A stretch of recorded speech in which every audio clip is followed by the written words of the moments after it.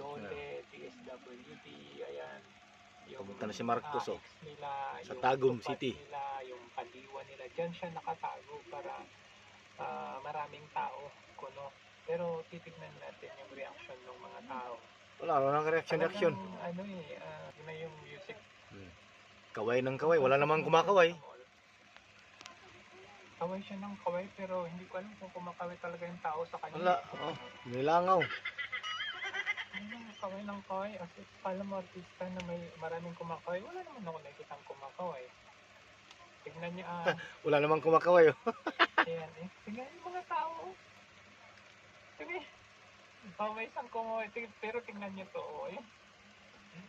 Ate. Ba't ganyan yung tingin mo, Hindi, ate? kinuto to. Tingin lang ako sa kanya. Ang Sumo pangit naman nito. Siguro sabi niyo sa Ako person. man ako patik. Wala ko Ang awa pangit ha. naman nito. Kataytay ka. Sino kinakawayan mo dyan? Tanawa na ang yakala ha. Ewan ko kung anong binablog niya sa yung kinaway ko si Presidente, pero ang pangit niya. Tingnan mo. Ate, maway ka naman. Di ba pag si Tatay Digong halos gusto niyong lapitan, yung mahigpit na gwardya, ito, tingnan mo si ate, Ba't ka na kasi mangot? Mamimigay yan ng ayuda. Tingnan. Kaway. Tatawa. Nyek. Tingnan mo reaction niya.